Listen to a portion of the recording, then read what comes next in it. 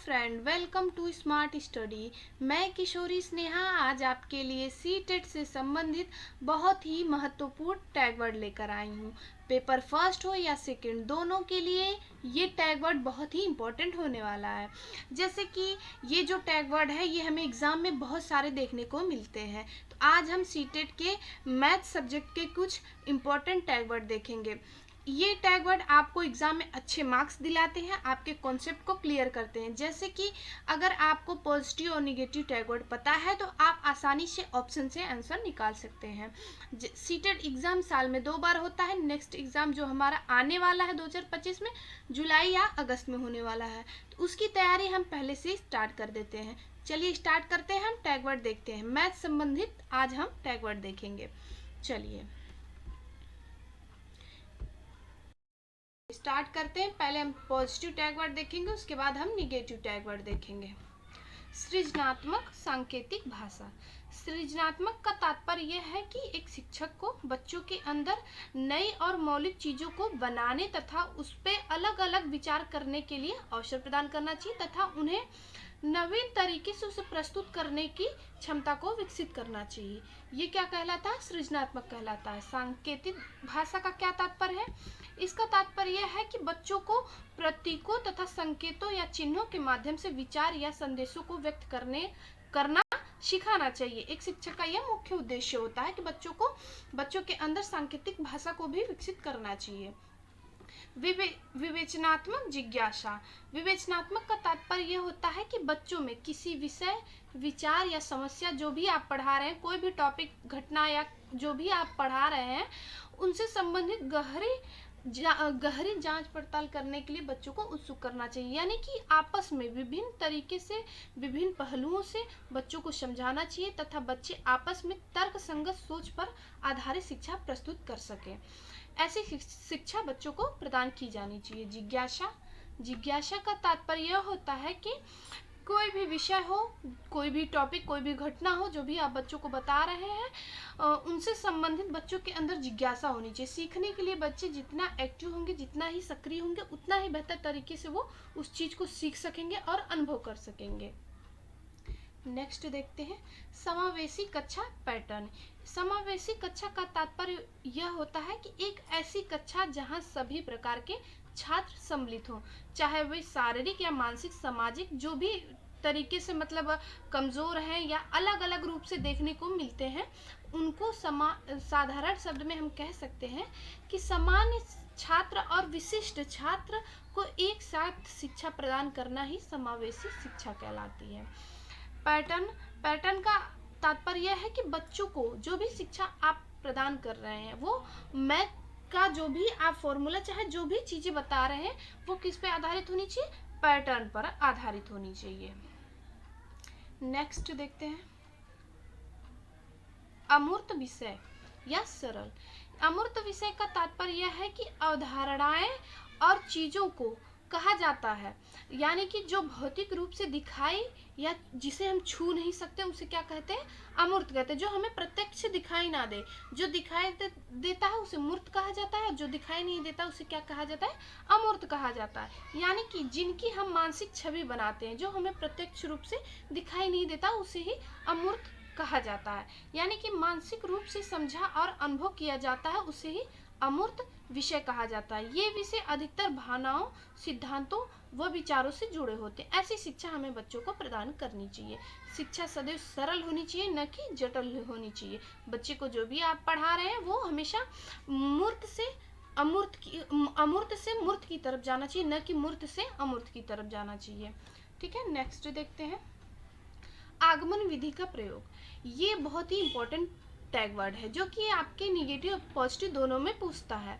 जैसे कि कभी पूछ देता है क्वेश्चन, आपका निगेटिव पूछेगा, ऑप्शन में आपको पॉजिटिव देखने को मिलेगा, तो आप पॉजिटिव ही सिलेक्ट करते हैं। लेकिन ध्यान दीजिए, जब क्वेश्चन निगेटिव पूछे तो हमें निगेटिव सेलेक्ट करना है, पॉजिटिव पूछे तो पॉजिटिव सेलेक्ट करना है। नेक्स्ट देखते हैं आगमन विधि का प्रयोग।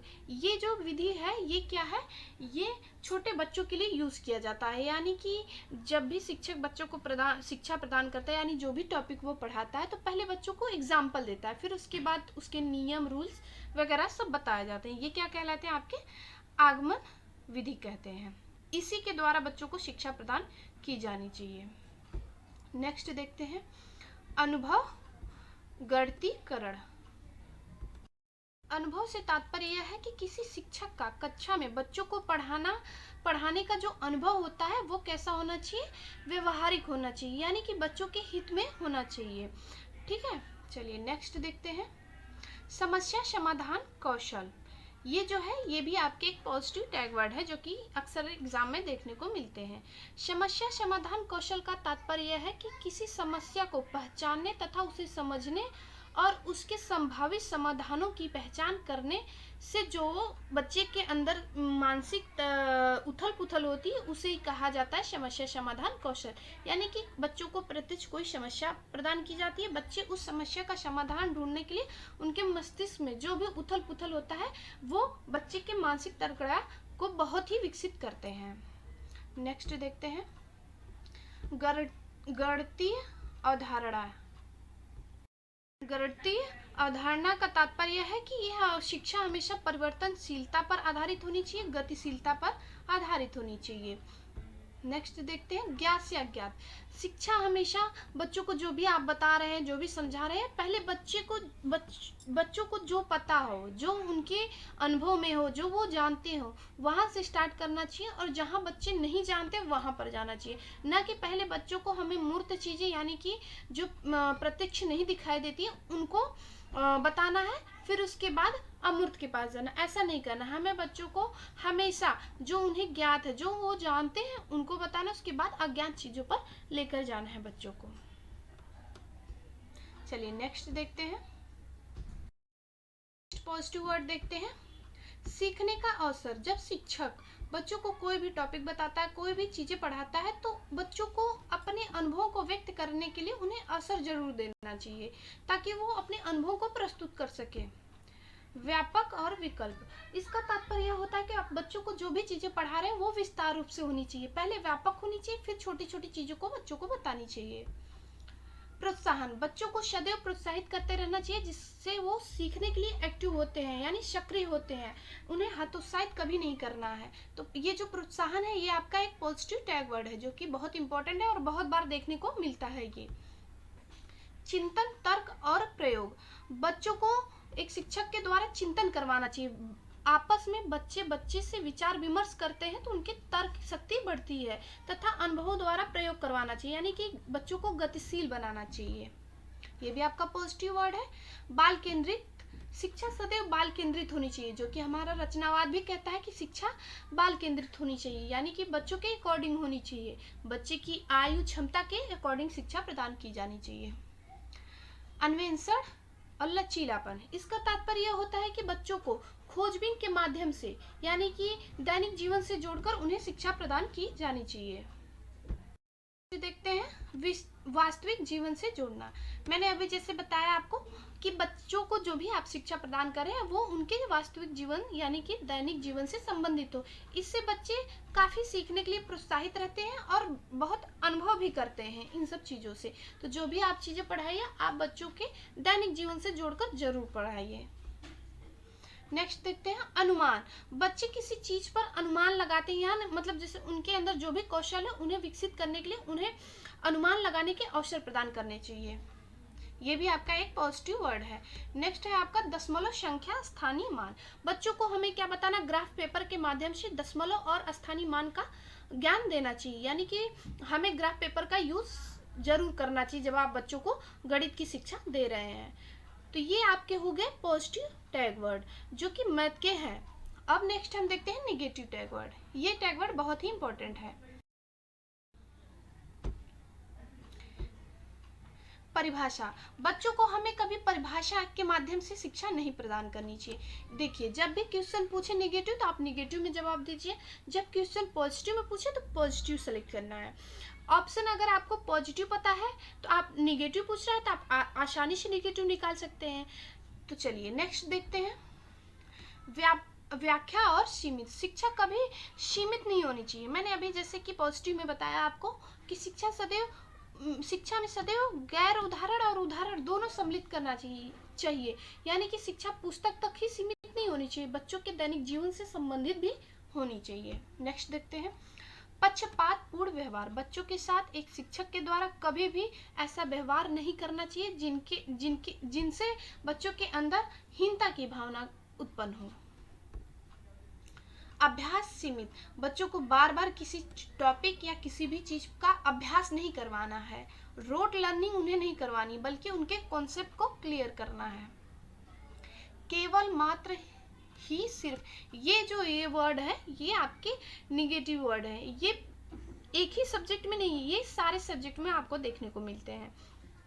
अगर ये आपको कहीं पर भी दिख रहे हैं तो आप आसानी से समझिए कि ये क्या है, एक निगेटिव टैग वर्ड है। उच्च कक्षाओं के लिए शिक्षा, बच्चों को कभी भी ऐसी शिक्षा नहीं प्रदान की जानी चाहिए जो उनके आने वाली कक्षा के लिए उपयोगी हो। यानी कि बच्चों को जो जिस कक्षा में वो है, जितनी उनकी आयु है, यानी कि जितनी उनकी क्षमता है सीखने की, उतना ही उन्हें शिक्षा प्रदान करनी चाहिए। उच्च कक्षाओं के लिए उन्हें शिक्षा प्रदान नहीं करनी चाहिए कि तुम इसके बाद तुम उस क्लास में जाओगे तो उससे संबंधित शिक्षा प्रदान की जानी चाहिए, ऐसा कुछ नहीं करना बच्चों के साथ। शिक्षा सदैव बाल केंद्रित होनी चाहिए, जो कि हमारा पॉजिटिव वर्ड में लिखा था बाल केंद्रित, यहाँ पे शिक्षक केंद्रित लिखा है, यानी कि ये एक निगेटिव टैग वर्ड है। बच्चों को कभी भी शिक्षक केंद्रित नहीं होनी चाहिए, ना ही पुस्तक केंद्रित होनी चाहिए। यानी कि शिक्षा जब भी दो बच्चों को, वो उनके रुचि क्षमता के अकॉर्डिंग होनी चाहिए, बच्चे के यानी कि बाल केंद्रित संबंधित होनी चाहिए। ये भी आपका एक निगेटिव टैग वर्ड है। नेक्स्ट देखते हैं, गणितीय पुस्तक रंगीन होनी चाहिए, यानी कि गणित की जो पुस्तक होनी चाहिए वो कैसी होनी चाहिए, रंगीन होनी चाहिए। ये जरूरी नहीं है, ये इम्पोर्टेंट आपका नहीं है, क्यों, क्योंकि ये एक निगेटिव टैग वर्ड है। जरूरी नहीं है कि पुस्तक रंगीन हो, कलरफुल हो, तभी शिक्षा प्रदान की जा सकती है। नेक्स्ट देखते हैं, लड़कियां गणित में कमजोर होती हैं, जो कि एक पक्षपात अवधारणा होती है लड़कियों के प्रति, कि लड़कियां जो होती हैं गणित में कमजोर होती हैं और लड़के जो होते हैं उनकी गणित अच्छी होती है। ऐसा कुछ नहीं होता है, लड़कियों की भी गणित अच्छी होती है, अगर उन्हें अच्छे से कॉन्सेप्ट क्लियर है तो वो भी गणित में अच्छी हो सकती हैं। तो ये भी आपका एक निगेटिव टैग वर्ड है। चलिए नेक्स्ट देखते हैं, शिक्षक केंद्रित शिक्षा। अभी जैसे मैंने बात किया कि शिक्षा जो होनी चाहिए बाल केंद्रित होनी चाहिए, न कि शिक्षक केंद्रित होनी चाहिए। पुस्तक केंद्रित भी शिक्षा नहीं होनी चाहिए, ये भी आपका एक निगेटिव टैग वर्ड है, ध्यान दीजिएगा। कोरी स्लेट खाली स्लेट, इसका तात्पर्य ये होता है कि बच्चे जब विद्यालय में आते हैं तो वो कोरी स्लेट नहीं होते, खाली स्लेट नहीं होते, बल्कि वो अपने पूर्व अनुभव के साथ विद्यालय में प्रस्तुत होते हैं। यानी कि वो अपनी मातृभाषा, अपने जो भी आस पड़ोस के जो भी उनके अनुभव है, वो उनके साथ विद्यालय में आते हैं, न कि वो खाली स्लेट के बराबर होते हैं। ये भी आपका एक most important negative tag word है। लैंगिक असमानता यानी पक्षपात, बच्चों के अंदर लैंगिक असमानता नहीं करनी है, ये भी एक महत्वपूर्ण नेगेटिव टैग वर्ड है। नियंत्रित करना, बच्चों को कभी भी एक शिक्षक के द्वारा नियंत्रित नहीं करना चाहिए, क्यों, क्योंकि ये एक निगेटिव टैग वर्ड है और बच्चों को आपको कंट्रोल नहीं करना है, बल्कि उन्हें सीखने के लिए प्रोत्साहित करना है और उन्हें मोटिवेट करते रहना है। बच्चों को कभी भी बंद वाले प्रश्न नहीं देने हैं, यानी कि अभिसारी चिंतन बच्चों के अंदर नहीं विकसित करनी है, बल्कि अपसारी चिंतन को विकसित करना चाहिए।